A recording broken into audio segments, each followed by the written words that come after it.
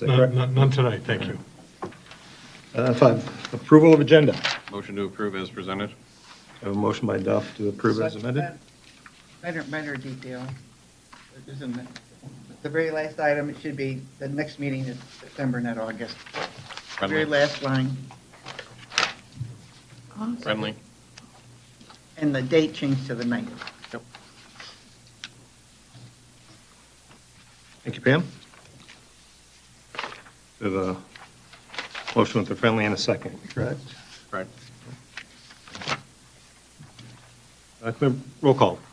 Let's do that. Termini? Yes. Kuznicki? Yes. Claiborne? Yes. Yes. Yes. Yes. Correspondence and information, we have 4 today. There's one of them I'd like to pull out of there and discuss afterwards, and that's the property maintenance enforcement. That's C, that's 6C. I'd like to pull that and have a little discussion regarding that. So the first correspondence is Oakland County has their new shelter hours for their animal shelter. DT is having a public hearing. And D, the annual video report for UVerse is available. Motion to receive and file as presented, with C being removed for further discussion. I have a motion by Duff.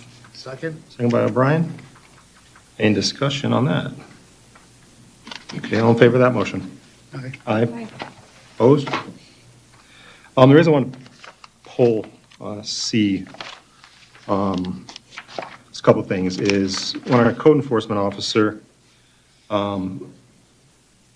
can't go on properties uninvited, so they can only see what they can see, he can see from the road. So if there's any concerns or issues that residents might have, and having us access to the property to be able to see something would be very helpful, very much so. The second part of this is I was wondering if there was a way we could somehow coordinate our boat in having our officer go in the boat once a month around the lake during the time that it's in to see, because I think if that was in place, we might have caught some things sooner. Is that possible? Sure. Is there, okay, so can we make that, happen? Yeah. Okay. Yeah, we even had some, some conversation, the chief and the code officer and myself on Friday, because there was a question about some activity over at a property on Solano. It was a question of whether or not we could actually see it from either the roadway or neighboring property, and we talked about the potential need to go out on the police boat to take a look at it. So as it turned out, I think it was kind of a non-issue. But Okay. yeah. Okay. Yeah, even just, once a month, or whether it's Sure. half an hour, or one time, half an hour, another, to catch different parts of the lake, that'd be great. I just had a quick question. Sure. So we received this email. It didn't exactly give us an idea of where the concern is, unfortunately, for our code enforcement officer to follow up on. So if a resident wanted to relay a concern, obviously an address would be helpful. Is that correct, Dave? Absolutely, yeah. Yeah, that's the problem. This is the first we've heard from this particular individual. I'm aware of another complaint that we received about a property in that area. I believe she lives over on Ladd. And I know that's one that it's an issue that the code enforcement officer, the Officer Bazinski, is working with other neighbors to address, so. Great, thank you. Thank you, guys. That's all I have regarding that.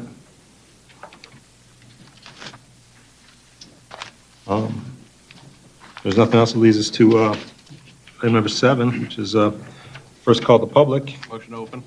It's an opportunity for the citizens to address the council on agenda items. We have a motion to open. Second? Motion open by Duff, second by Brian. All in favor? Aye. Opposed? All right, first call is open.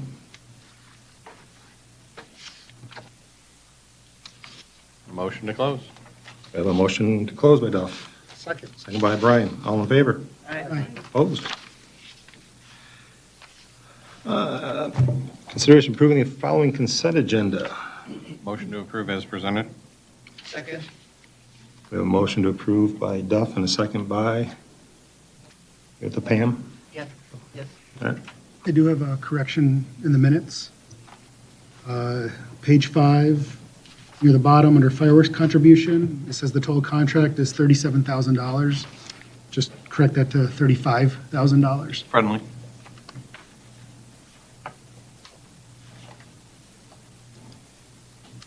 Second. Have a motion with the friendly to correct from 37,000 to 35,000. And a second. That's it. Motion by Deb, second by Brian. Any discussion on that? Any more? Roll call, please. Kuznicki? Yes. Claiborne? Yes. O'Brien? Yes. Jermaine? Yes. Yes. Yes. Brings us to board appointments. It is recommended council appoint John Genero, am I saying that correctly? To Zoning Board of Appeals as a full member with a term expiring 12/31/2027. Motion to approve. We have a motion to approve by Duff. Second. Second by Brian. Any discussion? Roll call, please. Kuznicki? Yes. Claiborne? Yes. O'Brien? Yes. Duff? Yes. Knopf? Yes. Jermaine? Yes. It's recommended council appoint Thomas, I apologize for names, Dobat, to the Zoning Board of Appeals as an alternate member with a term expiring 12/31/2027. Motion to approve. Motion by Duff, Second. second by Brian. Any discussions? Thank you, Tom, for putting the time in. We appreciate it. Thank you to everybody. Roll call. Jermaine? Yes. Yes. Yes. O'Brien? Yes. Claiborne? Yes. Kuznicki? Yes. Mr. President, Mr. Dobot is here, so if I That's could, good. Tom, if you could step to the podium, I'll go ahead and administer the oath.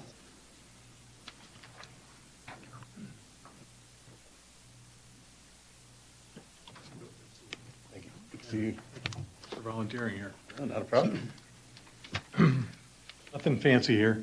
This is something that we're required to have everyone swear to or affirm. So I could get you to raise your right hand and then repeat after me.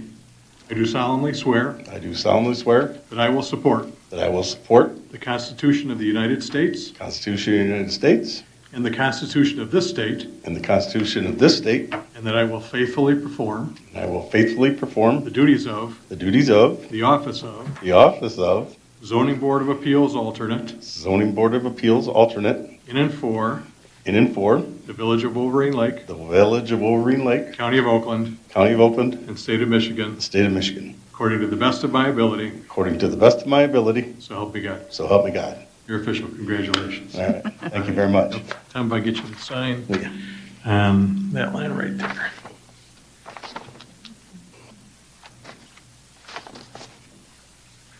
No, sir. Good deal. And, you know, you've been good enough to step up now, but I have to tell you that we don't have any business for the meeting in August, and the deadline for September was yesterday. We don't have any business for September either, So only we'll see you in October. but then we'll see you. All right.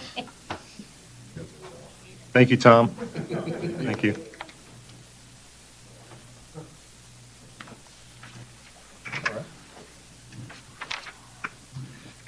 Brings us to presentations and our new addition to the DPW family, Brad Ferguson. Welcome, anything to say? Yeah. Council, I'm happy to introduce Brad Ferguson. Brad, if you could just step up to the podium so everybody can see you and recognize you. Brad's a resident of Brighton. He's just about finishing his second week here. We haven't scared him off yet. Nope. So, and he very recently, within the last month or so, has gotten engaged to a young lady whose family has ties here in the Village of Wolverine Lake. So welcome to the family. We're glad to have you, Brad. Thank you. We got you for good. Yeah.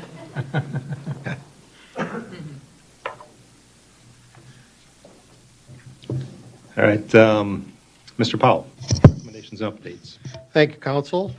No real recommendations. There are some updates, however, where we have the continuing process of reviewing and making recommendations to the village for right-of-ways, and that's typically driveways or changes to the roadway that people are doing.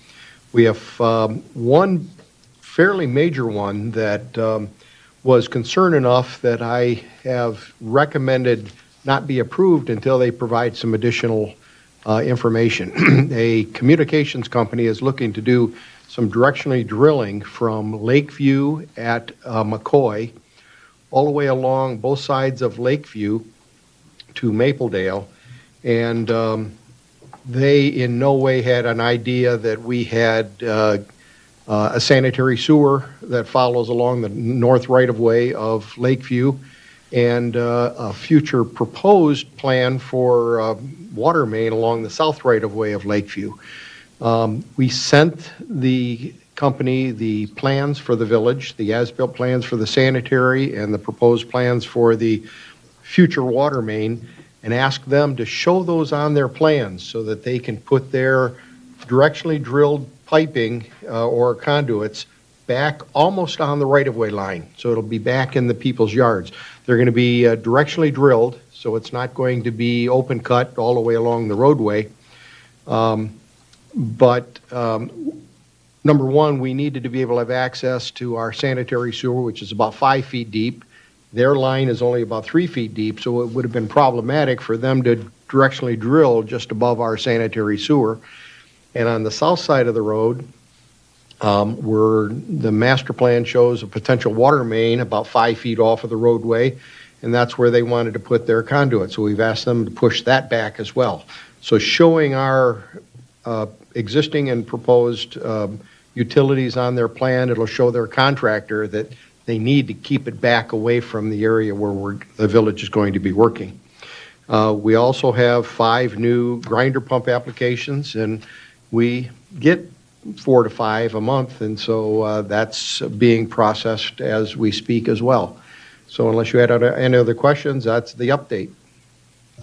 Mike, has there been anything work done regarding adding some kind of water source over near the Veterans Memorial and the community garden? I guess I have to go back to administration. We recommended that we get a price from DPW to find out what it would cost to have them tap the existing village water main and well system there to compare it to a well. And I have not heard it back on that.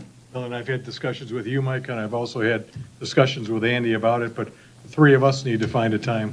Yeah. We can all sit down and talk together. That'd be great. Okay. The answer's no yet, not yet.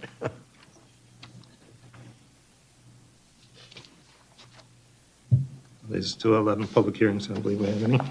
None tonight, thank you. 12 on the agenda, item, new business. Beautification Committee recommends council release $1,200 for fall decorations and planting and spring bulbs and mums.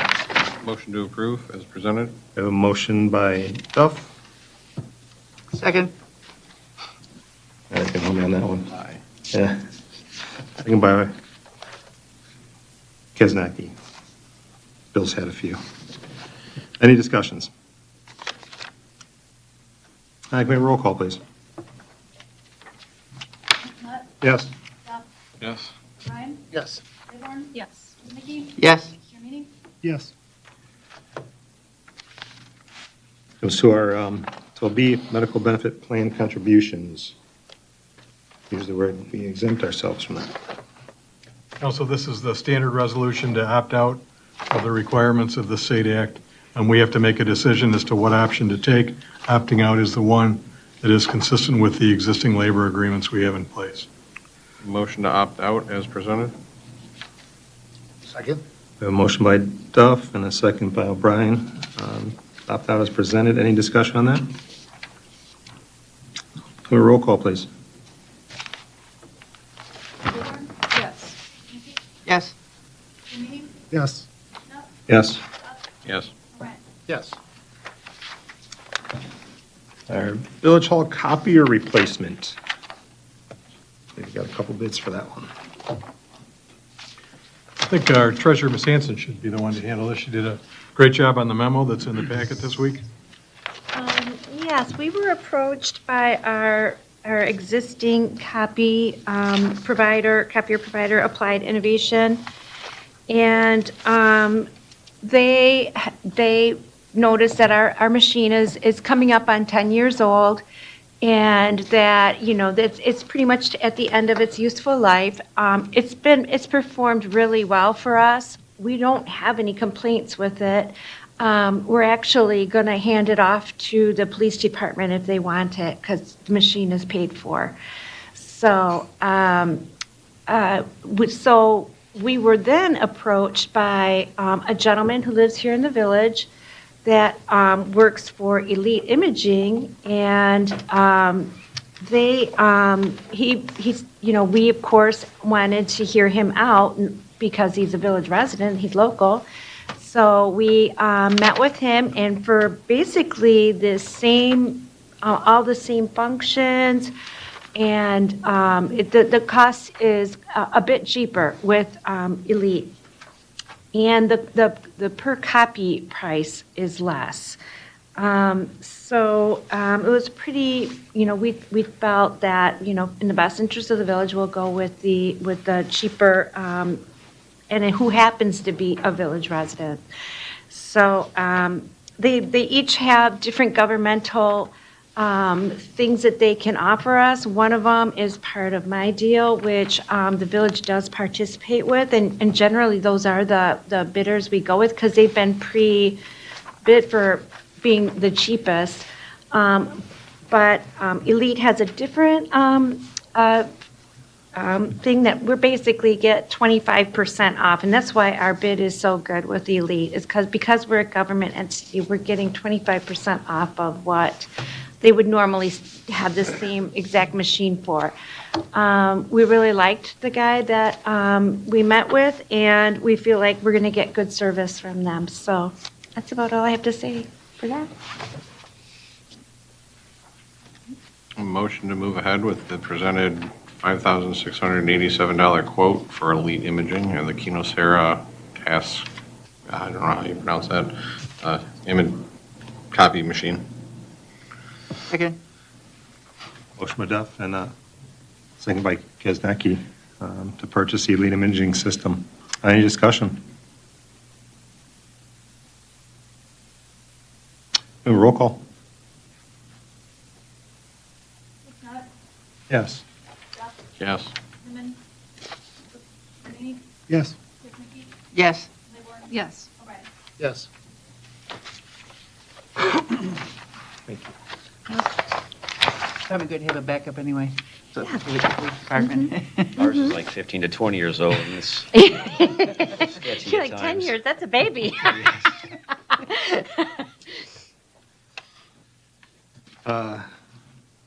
Agenda item 12D, a discussion regarding the Everbridge public notification system.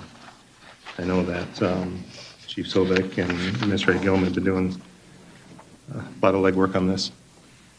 Council, the chief is the one that's been doing most of the lead work. This is an issue or a subject that came up after we had the boil water advisory over for the Penny Lake neighborhood. So I'll let the chief share the information that he's come up with, and the Zoom call that we had the other day with someone from Oakland County, and I think some very encouraging news. Yeah, so we, the service that, because of the advisory that we had, and I reached out to a company, Everbridge Nixle, that we used to, we're using South Lyon, and they still use it. So I talked to a specialist, their name was Sadie, who specializes in communities like under 5,000 people, and gave her different options and everything. So she did her analytics and came up with a price of a little over $4,000 a month. Unfortunately, $4,000 a year. Unfortunately, that we're locked into a 3-year contract if we go with that. So it's over $12,000. And for Dave and I discussed, it's like that may not be very cost effective paying that much money for something that we may or may not use once or twice a year, if at the most. So thinking about this, I said, you know what? Now that Oakland County is our dispatcher and they have emergency management, why don't I just reach out to Tom Hardesty over there? So I dropped him an email, let him know what our situation was, and he said, hey, listen, we are looking at getting ready to roll out Oak Alert / Everbridge, so it's the same system. So it's not going to cost us anything to jump on that system, and it's going to offer the same services. And so Dave and I had a Mr. Gillum and I had a meeting with Mike Kamenek for 30 minutes, and they got 2 pilot programs just getting ready to run out, Ferndale and Troy. They sent us an agreement, interlocal agreement, if we want to jump on that, but it sounds like that is not going to cost us anything and provide the same exact services that Everbridge Nixle was going to use to us. So for us, that's a no-brainer. We pay them dispatch, and they do a good job for us, so it's like, let's take advantage of the services that they offer us. And so we just stay, once you guys approve that, eventually we'll bring it to you.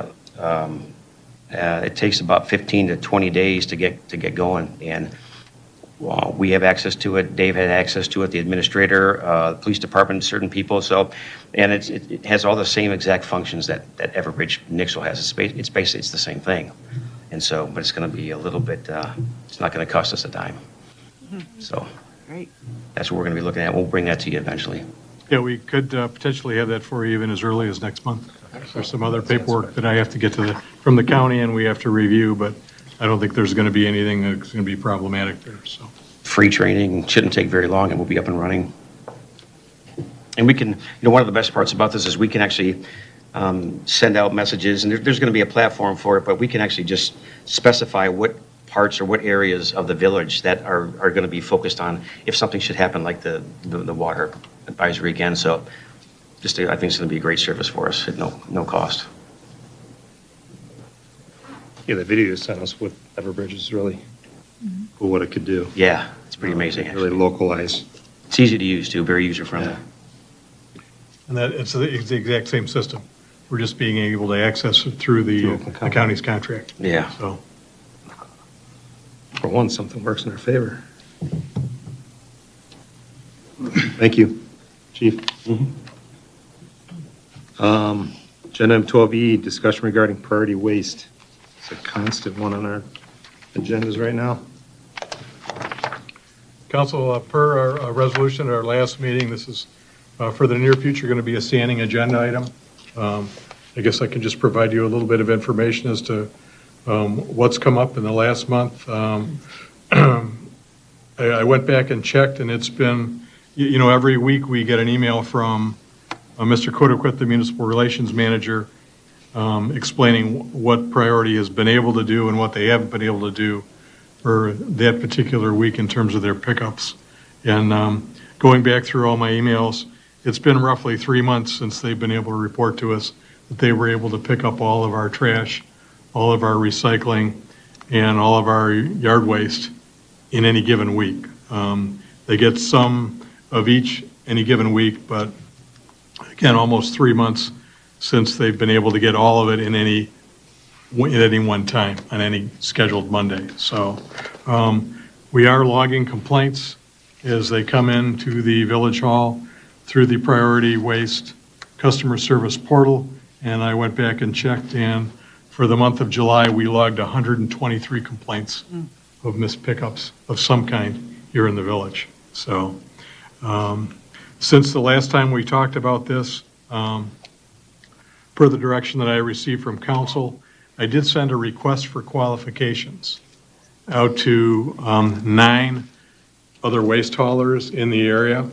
And again, understand a request for qualifications just for information about their companies, so we could learn more about them, and also for me to be able to gauge by the response what kind of interest there was in the future in potentially taking over the work here in the village. Out of the 9, I received responses from 3.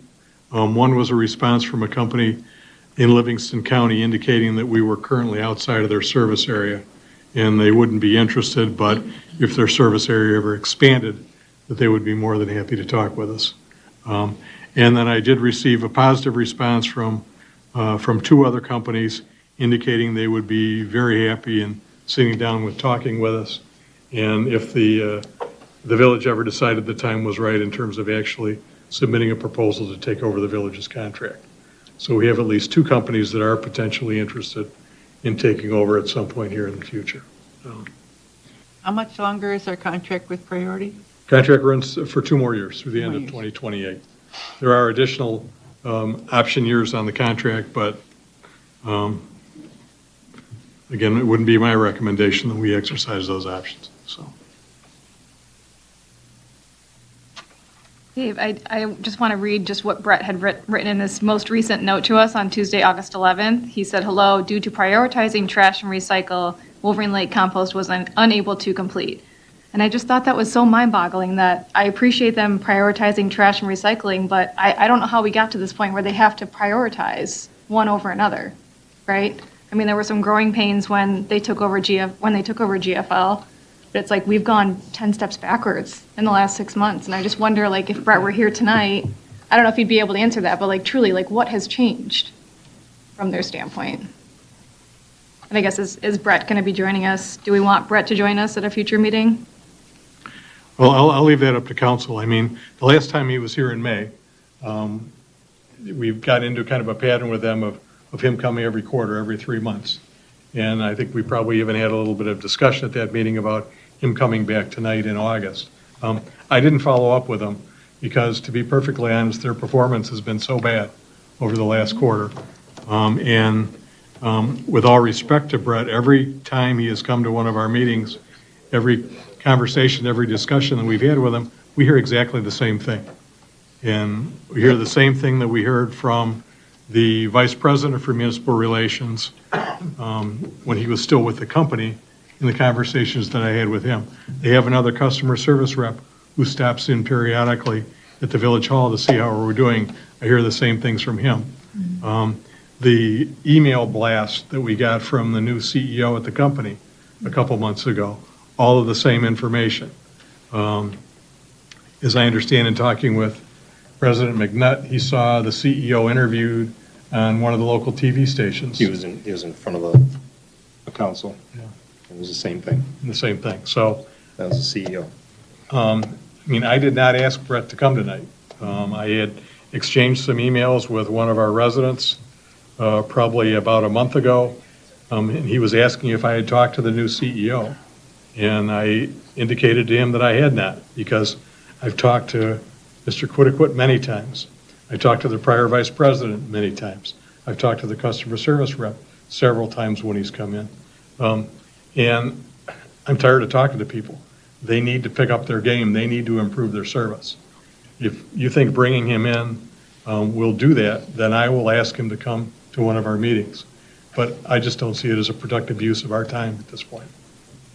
I think one of the factors too is the fact that they don't have yard waste during the winter time. So it doesn't start till April 1st. So it's a whole thing that they don't have to do for, however many months. But it was awful right up till the leaf pickup. And then as soon as yard waste dropped off, then they're kind of okay. But then as soon as they have that third element, they can't do it. It doesn't seem like. So there was also the recent glass spill over near Wolverine Drive in that area where our DPW had to do their work because they weren't going to come clean it up, and we needed to take care of that as soon as possible. I had a resident approach me at the farmer's market telling me that on Woodlawn they spilled a bunch of rotting garbage, and she ended up having to clean it up because it was Tuesday and they still hadn't come out, and it smelled and there was bugs and all kinds of other things.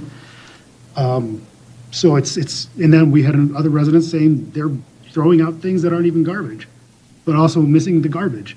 So the failures have only increased. And then I'm concerned as well, if we are still with priority come November, what is leaf pickup going to look like? Because have those discussions been ongoing with priority? Because Brett is, as usual, promised us that, the new guy's come in, he's the fixer and all these things. Have we talked to the fixer or whatever that guy's nickname was? And that's going to solve all these problems, especially with the nightmare that we had last year. Yeah, Andy Stone and I did meet with Mr. Quiddiquit and the other fellow's name is James Taylor, JT. Thank you. We met with Brett and Mr. Taylor, and there was information that they indicated that they would get for me that they still haven't gotten for me. Specifically, I wanted to find out whether or not it would be an option for us to move to a model for leaf pickup where they use the vacuum trucks, because they do have their own vacuum trucks. And that's the system that they use in the city of Sylvan Lake. And I've talked several times with the city manager over in Sylvan Lake about their system. And I had had asked Brett if that was an option here in Wolverine Lake, and if it was, assuming there would be an additional cost, what the cost would be. And I haven't gotten a response. So I'm going to have to reinitiate those conversations because it's the middle of August now, and we need to figure out what's going on for leaf pickup in the fall. Because it's coming. And last year was awful for a lot of folks. And so Yeah, I can't imagine it would be worse than it was last year, but, you know, the bar is Yeah, so that's- incredibly low. to be honest, never say never. So, yeah. I mean, Yeah. and you just know that, you know, you're going to see significant resident frustration if they blow it again, or when they blow it again, I guess would be the more accurate term with how things have gone. So I think we've got to start, we can see how it goes for another month, but we've got to start and see if they actually do respond to you and start taking the leaf pickup, the bulk leaf pickup part seriously, since the countdowns started pretty much, and before we really start determining, I mean, as you just said, for the last 3 months, you've gotten an email every week, I know other than the week that he was out of town, saying, hey, we could not do our job on Monday like we're supposed to, so we're going to pick up on Tuesday. But we also see that spots he says they did miss if you drive around. Too many times where I'm driving to somewhere or from somewhere, from the market to the market, whatever it is, and I'm seeing garbage cans, just a line of them. They'll miss 3 or 4 on a random street. They did it on Laguna, I think it was last week. So the core competence of their job is just repeated failure. Very fundamental things. It makes no sense.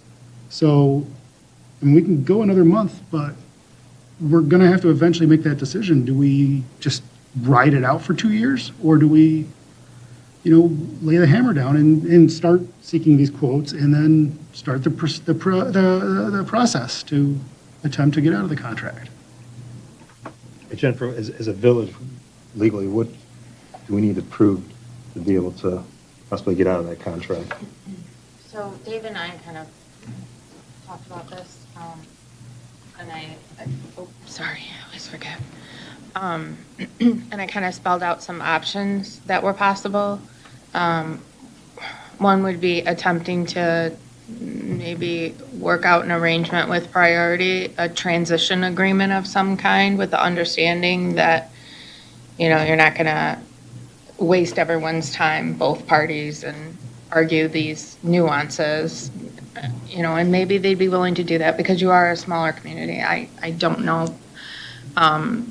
It was documenting, which the village does a very good job of documenting all of the problems, but sending like formal notices, and I don't know, do you send actual formal breach default notices to Priority? We haven't been at this point, no.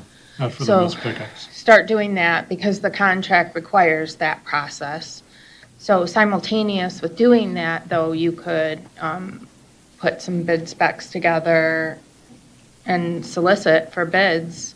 But what I did suggest is start sending out these formal notices, breach notices, so that you have something to hang your hat on when you want to go out for RFP 2 years left on your contract. That's something we can do. I mean, we could send out a notice of breach for every single missed pickup. I mean, that's all the village staff will be doing, but we can do that. 123 times in July, right? Yes. And that was and maybe it's just an administrative discussion of, maybe group a bunch of, for the month of August, we received 17 complaints and you missed 200 garbages over 4 weeks and you're in default, instead of with such a small staff, spending all your time policing that and communicating with them, like just all groups of notices. Or maybe you'd have better luck attempting to negotiate with Priority some type of, so you don't have to go through all of the time and effort of sending out these notices, a separation agreement essentially with them. Something that they would concede and that you want out. You don't even want it, for all the reasons you've said this evening. I mean, I don't know how, receptive they would be to that, and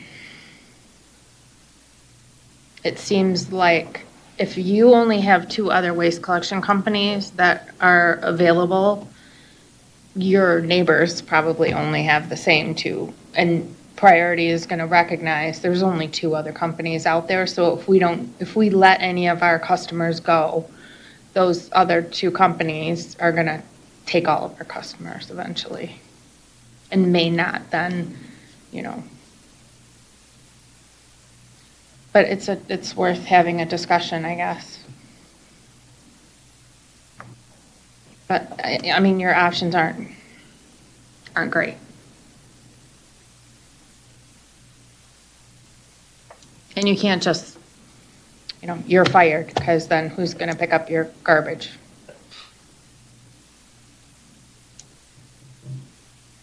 Anybody else have any discussion? We send this monthly summary to them and as a notice instead of every single time. Monthly listing everything, is that easier? Oh, definitely, Less labor intensive? definitely, yeah.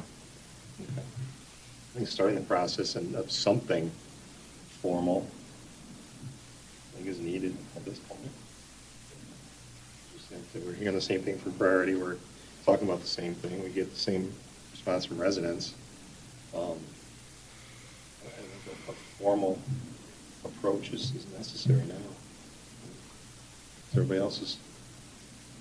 I had a quick question. As far as the breach goes, is it truly after 7 days of a missed pickup that breach comes into play, or is it the day after? Tuesday morning, my garbage is still sitting out there, that's a breach of contract. Or I thought I read in the contract that they had 7 days to complete the service.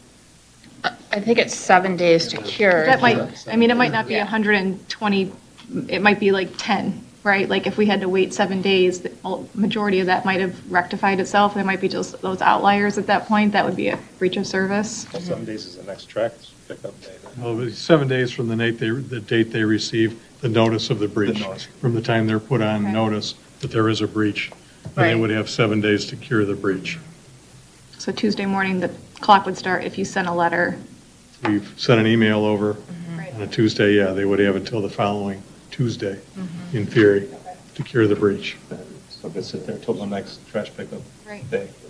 Now, since it's habitual that they are failing to do this, to do it on Monday, which is the designated day, would that create, even though they theoretically eventually complete all pickups within the week, even if we sent the letter, because of the fact that it is repetitive, would that be then kind of like Cause? supersede that almost, that dynamic? Yeah, I mean, there's a process in the contract for what you need to do, the notice and the Right. opportunity to cure and everything you're talking about. But if you're lumping together all the different deficiencies as one, like, general default and then, or, breach of contract, and then the next service day, they miss one trash can, that's, Still a failure, yeah. it's a failure. I mean, you're just going to have to keep, even if they miss that 7-day time frame, your remedy isn't immediate Right.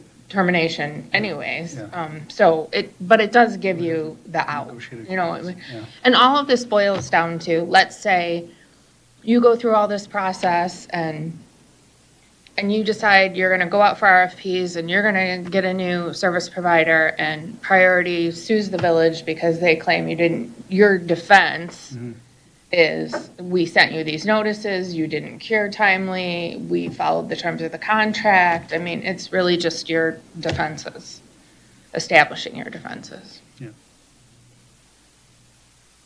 But certainly memorializing all the problems and putting them in official notices. And then, when the opportunity to cure has passed and it's happened again, that's not curing the problem, then notifying them again, you didn't cure the problem. In fact, you added to the problem.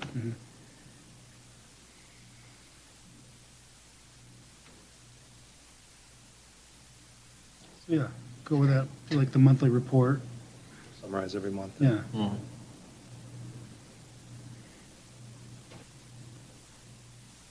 That's a start. Yeah, does Priority send you, like, I know you have access to the portal too, do they send you like a list of what they've received, or do you kind of have to do your own tracking? No, in fact, the document I was referring to before with the number of complaints, this is the information we got from their portal. Oh, okay. So you pull it off yourself and you review everything? I mean, they don't send you any kind No. of, okay. No, the only information we get from them is what's become the Tuesday morning email explaining what was missed the day before. So, And are people still calling and emailing at trash at Wolverine Lake and things like that? Are they uptake? Okay. yeah. I don't know if they're doing it as much, but they are still doing it. And in terms of what our procedure is in the office upstairs, when we get a complaint, whether it's an email, whether it's to the dedicated email account, whether it's a phone call that comes in, we've also continued to encourage the residents to log the complaint themselves into the priority portal. But when we receive the complaint, then we go to the portal upstairs, and if the resident hasn't logged the complaint in, then we will log the complaint in on their behalf. So one way or other, any complaint that we get upstairs is getting logged into the portal and is getting documented with priority. The priority knows any issue that we ever hear about. Yeah. For sure. Okay.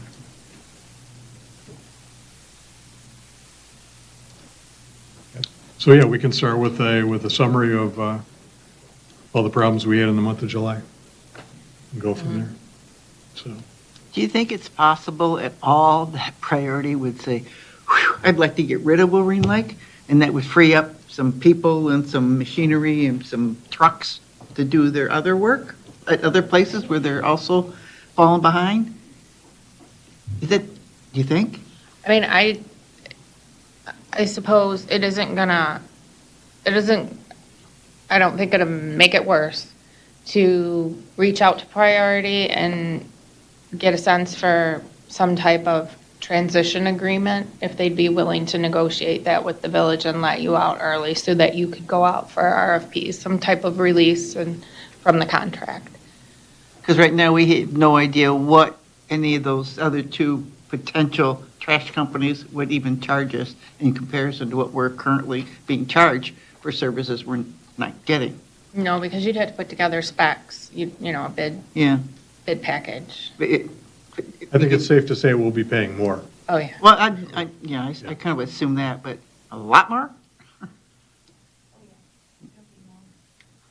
We've got such a great deal right now because of the contract. It was such a long contract and so much has changed in the last 10 years. Inflation, everything. And they factored in inflation, but our contract didn't go up at the rate of inflation. Sorry about that. Yes, I would assume it would go up significantly because our contract, it went up 2% per year, and there were many years where the rate of inflation was a bit higher than that.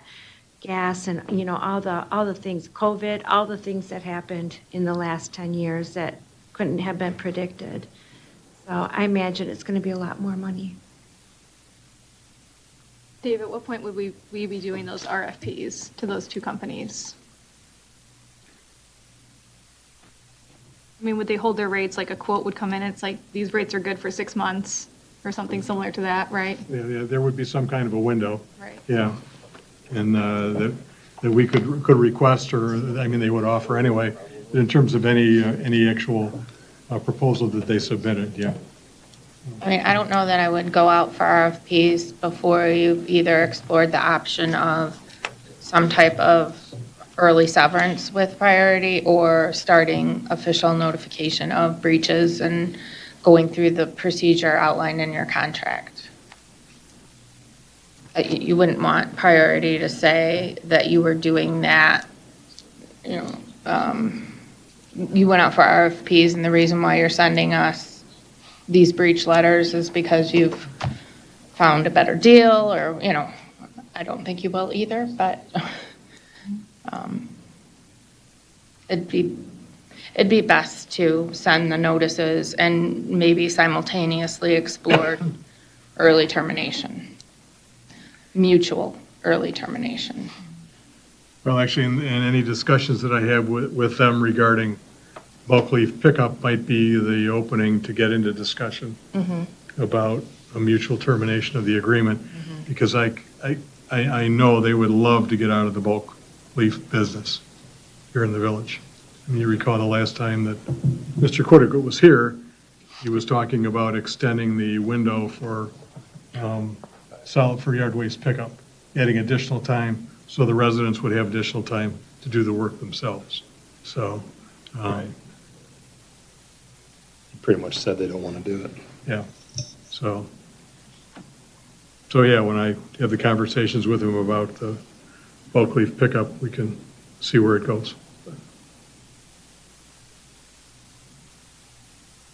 Yeah, first, we should get out at least July and August, formal letter to them. At least that first, and then bring up the discussion of mutual termination. Yeah, my thought before was to get past, at least in terms of an actual meeting. I mean, I can reach out to him before then, but to get past Labor Day before I actually start the discussion with him about the bulk leaf pickup. Yeah. We get through the summer. But in the meantime, yeah, we've got all the information right in front of us for all the problems that we had in July. So that's easy to share that with them by way of a notice. Just send them that. Yeah. I'll shrink it See down. portal, I'll shrink it down first, make it harder to read, so. See it attached. right. Okay. So we have a plan moving forward then? Okay. And we'll have this back on the agenda next month as well.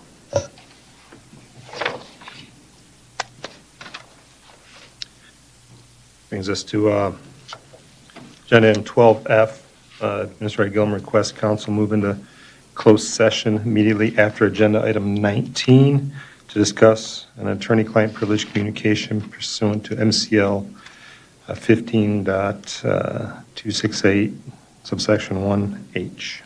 Motion. A motion by Duff, Second. second by O'Brien to move into closed session after agenda item 19. All in favor? We need a roll call vote. Oh, sorry, roll call. That's right. Roll call. Thank you. Yes. Yes. Yes. Yes. Yes. Yes. All right. G, topics for work session. Motion to forego. We have motion to forego by Duff, second by O'Brien. Any discussion? All in favor? Aye. Don't believe we have any pending business. And at this time, thank you. Brings us to item 14, second call to public. It's opportunity for citizens to address the council regarding village business. Motion open. Motion open by Duff, Second. second by O'Brien. All in favor? Aye. Opposed? Second call's open. David Leyburn, 2335 Shaken. I'm not on the council, but I'll tell you, my blood was burning when I was hearing tonight. I'm hearing the same thing over and over and over. Get the damn thing done. I just can't believe you guys. I had a 500,000 square store that I had Kellermeyer, a very good company, clean our store. We promised us they will have 30 people every morning to clean the store. Well, the first day, they only had 19. Another day came, they had 25. After about the second or third week, I said, Mr. Kellermeyer, I'm going to have somebody at the door, and I need those people to sign in. So I promised that I would pay you for 30 people, but you only have 19, 15, and so forth. Guess what? They had 30 people. They were planning 40 people, but only 30 would show up. So you can accomplish things if you want to, but you just don't want to. You're saying go to Porthole. People don't know where to get that. If it's that important, make a sign so people can put it in their house someplace so they can call them, or next to their computer and do something. I don't know where it is. Unbelievable. Oh, the other thing is, 2 weeks ago, we had glass all over from my end of the Shaken all the way to Paulette. Did anybody notice that? It was all over the place. Did anybody call to clean it up? Nope. We just rode over with our cars. That's not the kind of service we deserve in this village. We need a lot better service. Good thing. Mr. Laborn, did you call? Who, me? Yeah, did you call about the glass No, they get over? mad at me. They hang up on me every time I call. Who's they? You. The office Send staff you a does. message and you know what I got back? The office staff does. That's a lie and you know it. Listen, I send you a message and you know whose name came up? Admin. I always type admin, which is you, right? Administrator. Ken Kane or somebody like that came up. What is his name? Did we have a super or administrator here with that kind of name? I could give it to you, but I got it on my phone. Yeah, please do. Please send it to me. I will send you. Please send it to me. Matter of fact, I'll put it in certified mail, so now we can get it. Save the money. You can drop it off upstairs. Okay, here's, back in 1940 or so, 41, when they were plotting out this village, they did a wonderful job of putting parks. But it seems like we're doing more and more. There we go. Marinas and parks. Now, I asked you, Mr. Administrator, are you still, for sure, approve of the, what you got on the video and say that 71 people can have a boat in that place?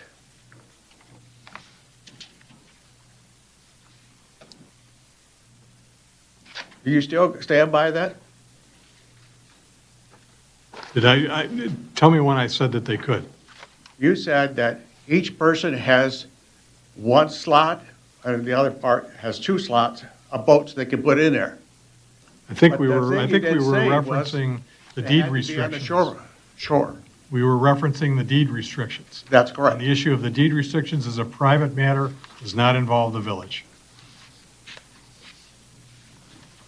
So we don't have any recourse. Is that what you're saying? So anybody can put a boat any place they want in this village, and the village has no authorization to do anything about it. That's not what I'm saying. Well, tell me what you're saying then. No, this is a conversation we should have offline. We don't Why? need to be wasting council's time. having No, this it's my conversation, time. Mr. I'm a Levin. citizen. I have 5 minutes to talk about it. I'll reset your 5 minutes. Oh, forget it. How's that? Just work on the garbage right now.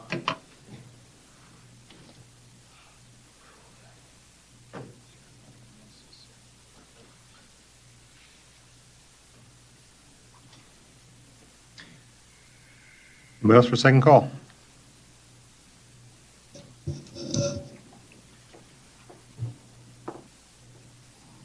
Motion to close?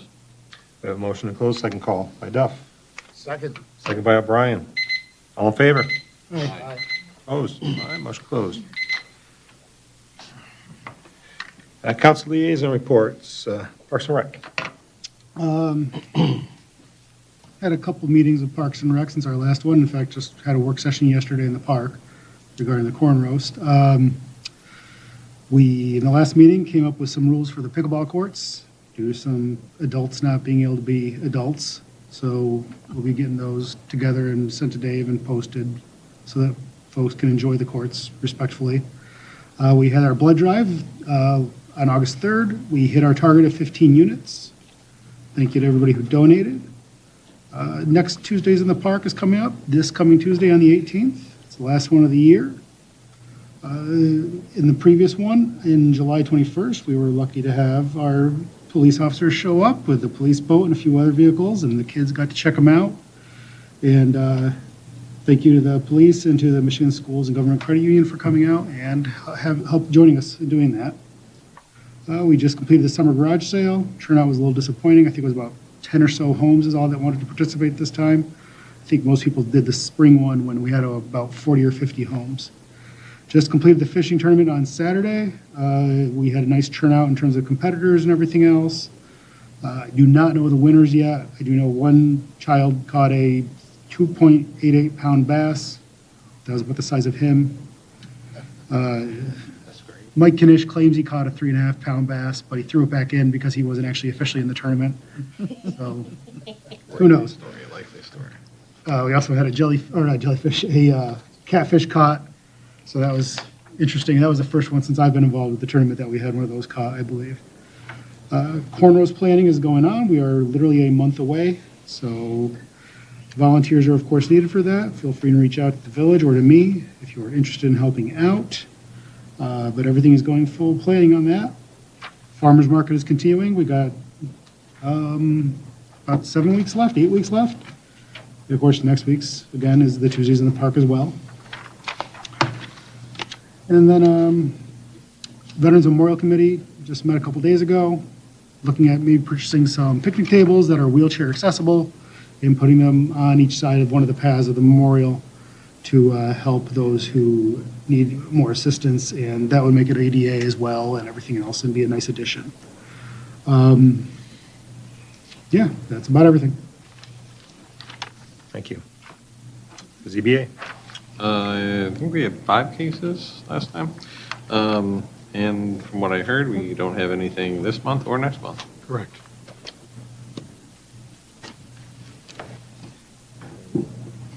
Councilperson Newman's not here for water board or planning. So I think we'll move to Chief Sobek. Okay, as you're aware, you may have seen in the news, lots of discussion regarding the flock safety cameras and some arguments for and against those. So I have a statement I presented I'm going to read to you. President McNutt, council members, and those who may view this, as your chief of police, my responsibility is to protect the residents, visitors, and businesses of Wolverine Lake while respecting the constitutional rights and privacy of every individual. Flock safety is simply another tool that helps us accomplish that mission. There has been a significant amount of information and, unfortunately, misinformation circulating regarding ALPR technology. I believe it is important to explain what this technology actually does and how our department uses it. Flock cameras do not identify the person driving a vehicle. They do not use facial recognition software, identify passengers, capture demographic information, predict criminal behavior, or issue citations to individuals.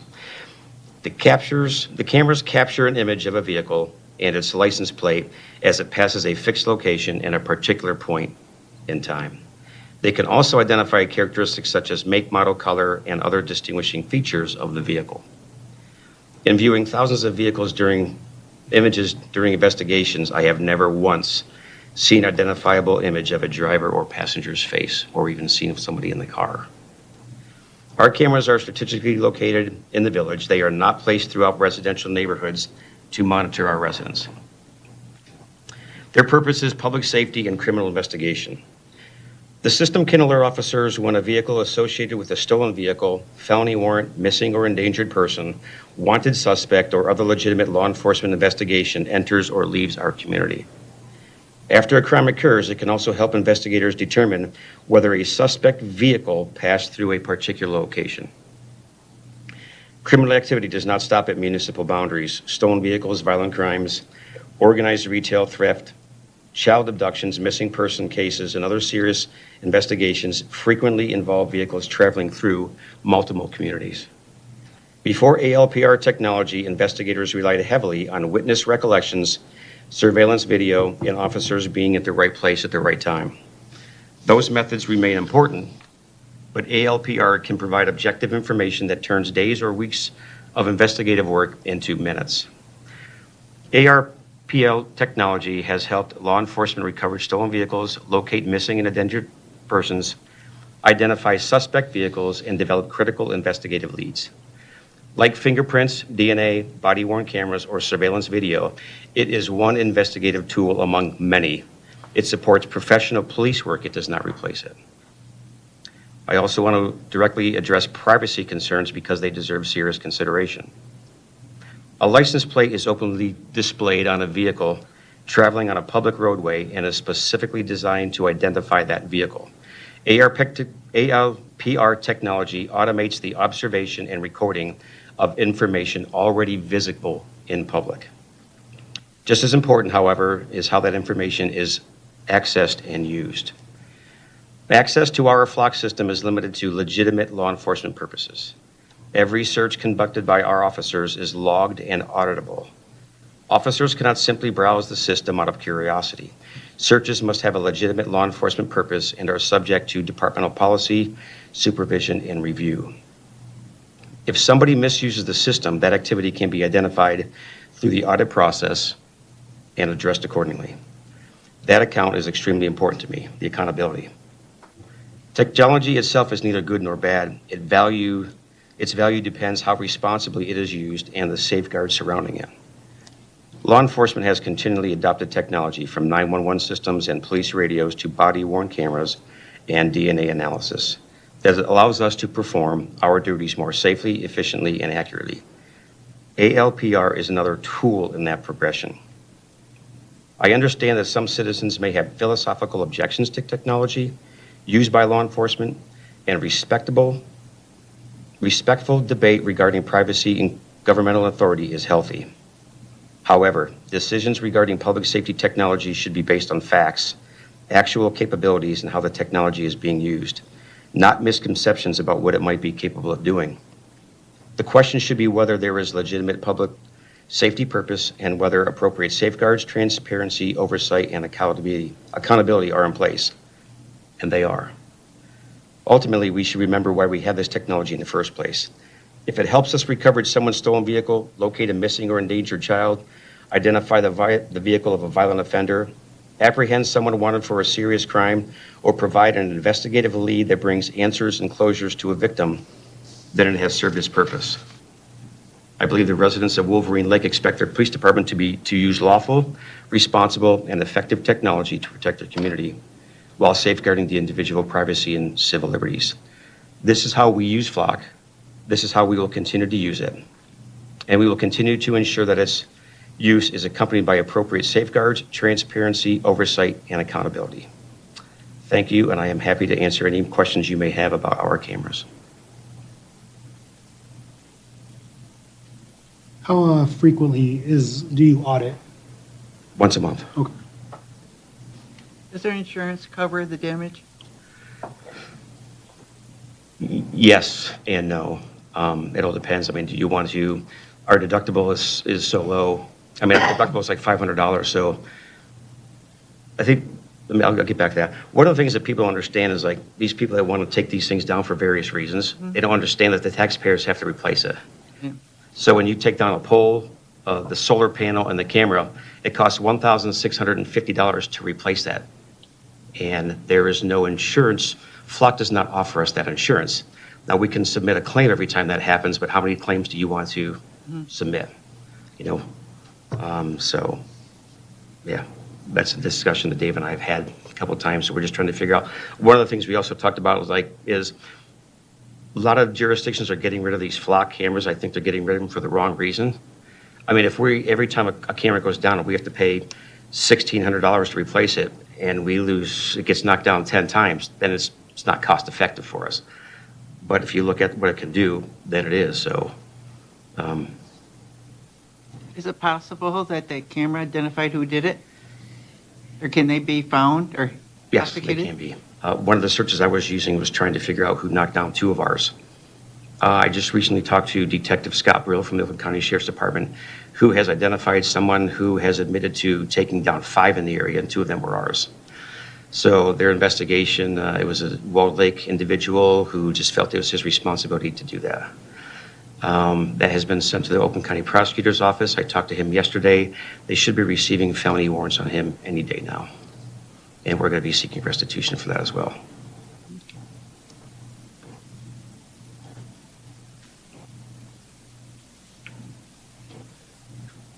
Thank you. Just a question, sorry. How frequently are we using it? It's not like an everyday thing, but when certain things come up. I know we've had it for a while now, but it helped us locate a dementia patient who was driving around. Cameras, tracked her. We had a suicidal subject that we were concerned about, and we had located that person's plates on cameras and realized that they had a cabin up north, and so we sent the law enforcement up north to intervene, and that was successful.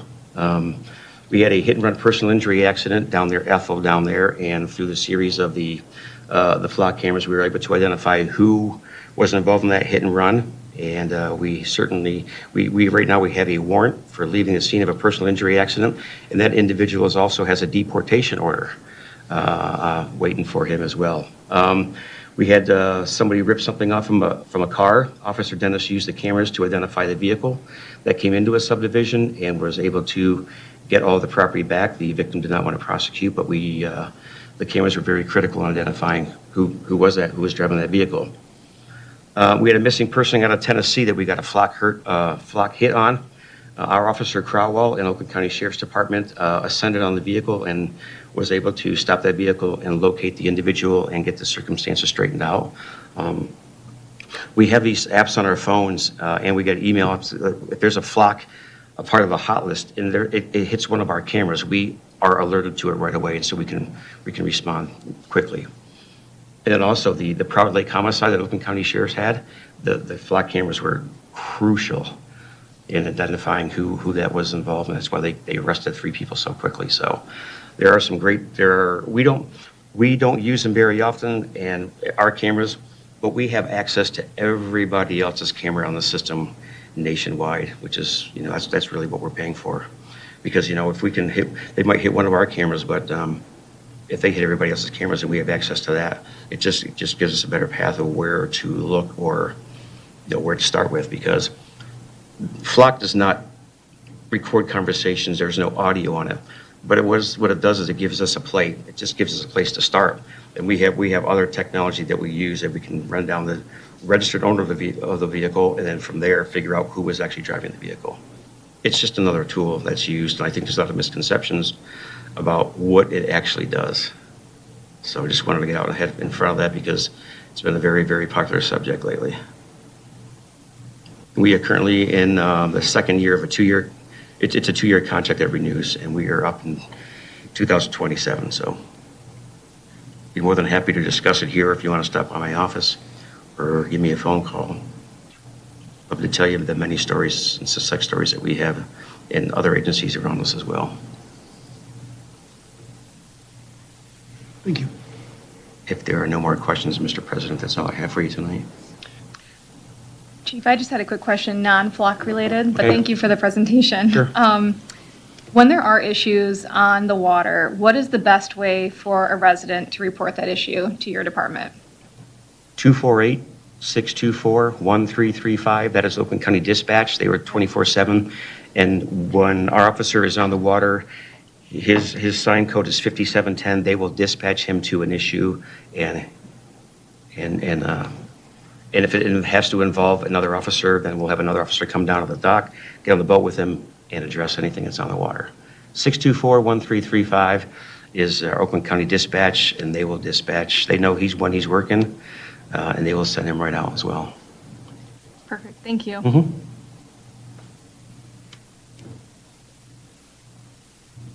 Anything else for Chief? That's it. Thank you for clarifying that up. I think that was very helpful. Sure. For a lot of people. Treasurer Hansen. Just want to welcome Brad to our DPW. We're looking forward to working with him. And thank you, Council, for the new copier. We finally have our check scanner coming in. It should arrive in about 10 days. So that's going to be located on Paige's desk, and she'll be doing all the remote deposits there. So that's going to start in about 10 days. Currently working on an OPEB audit, and I'm also doing, that audit is with Watkins Ross, and that's the audit that Raina uses for her big audit. So every other year, there's a really in-depth one, and then the alternating year for me, the work is not that much, but this year it's the in-depth audit. So I'm working on that.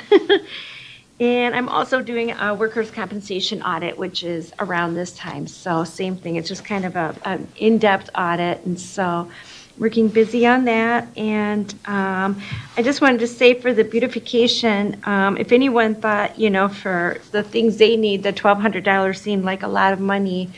when we had to hire people to come and help us, we got very little service, and the cost to have somebody, to have professionals come in and take care of our gardens is eye-popping.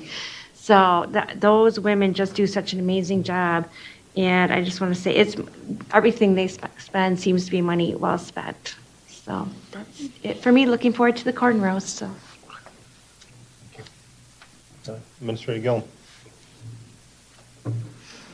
Council, just a couple comments. First, I've mentioned to you before, but I'll mention for the public as well.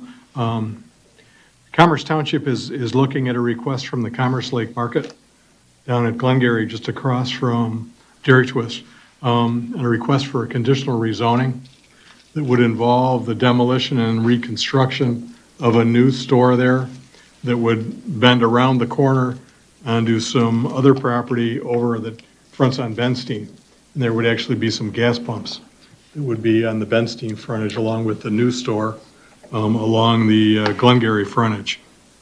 The Commerce Township Planning Commission held a public hearing on the conditional rezoning request on Monday night, and the Planning Commission there has unanimously recommended that the Township Board approve the conditional rezoning request.